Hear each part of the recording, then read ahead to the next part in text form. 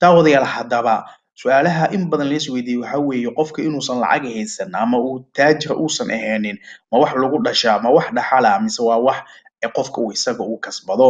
bay'adda tacliimiga iyo manaahijta qaab noocee ah ayay u degsan yihiin ma waxay u degsan yihiin in mustaqbalka dambe ay kaa dhigaan qof taajir ah mise su'aalahaasi ayay aqoon-yahano badan isku dayeen in ay indha-indheeyaan taayoo dhalisay dood badan waxayna taa in badan la xidhiidhaa tacliinta asaasiga ah iyo tan jaamacadeed oo qofka uu soo dhigto dad badan oo aqoon-yahano ah oo arrintan daraaseeyay daawadayaal waxa ay tilmaamayaan in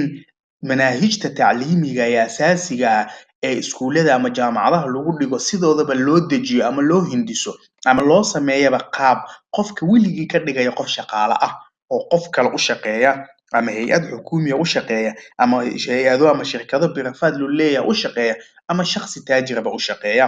haddaba haddii dowladuhu iyo dadka handhigoosadka ay doonayaan inaad weligaa shaqaale noqoto qaab noocee ah ayay taasi ugu suurtagelaysa aqoon-yahanku waxay tilmaamayaan manaahijta iskuullada lagu dhigo haddii aad eegto waxay ku salaysan yihiin qofka weligiis inuu shaqaale noqdo iskuullada laguma dhigo ayay leeyihiin mabaadi afkaar iyo weliba aragtiyo qofka hodhow mustaqbal dambe uu ku kasban karo lacag shirkado maalgashi iyo weliba afkaar shirkadeed haddaba tusaale waxay usoo qaataan macallinkii 50 sano ka hor ama 30 sano ka hor macallin ahaa ilaa iminka waa macallin mushaar qaata qof kalena u shaqeeya iskuul ama dowladeed ama mid hay-adeed intaba aqoon-yahanku waxay tilmaamayaan haddii manaahijtu ay u degsan tahay qaab qofka ka dhigaysa qof taajira ama shirkado leh ama afkaar lacag sameyn ah waa uu macallinka 40 sano mushaar u yahay qof kale u shaqeeyo waxay ku doodayaan manaahijta iskuullada lagu dhigo ama tacliimiga asaasiga ma aha qofka mustaqbalka dambe inay ka dhigi doonto qof taajira ama lacag haysta tusaale waxay usoo qaataan dad badan oo iskuullada isaga tegay ama ka saaqiday inay maanta yihiin dadka adduunka ugu taajirsan haddaba waxa ay tusaale usoo qaataan bill gates oo isaga ah ninka iskale shirkadda microsoft kol dhoweydna ahaa ninka adduunka ugu taajirsan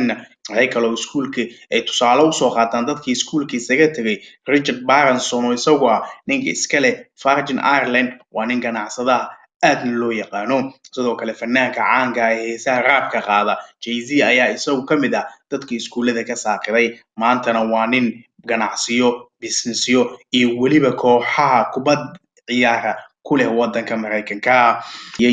mid ka mid ah aqoon-yahanada ayaa waxa uu ku doodayaa in cilmiga asaasiga ah dabcan loo baahan yahay qofka si basigiisa loo dhiso haddana geometry iyo algebra qofka kama dhigi doonto ayuu leeyahay qof taajir ah haddaba dhegaysti sidee kula tahay adigu manaahijta tacliimiga asaasiga ah iyo qofka noloshiisa dambe xidhiidh noocee ah ayaa ka dhexeeyo dad badan oo iskuullada isaga tega ayaa maanta bilyaneera ah iyadiyo taa ay tahay dadkii macallimiinta ahaa ee iyaga dadkaa wax u dhigaya weli inay yihiin qof mushaari ah oo maanta waxba aanan u saa'idin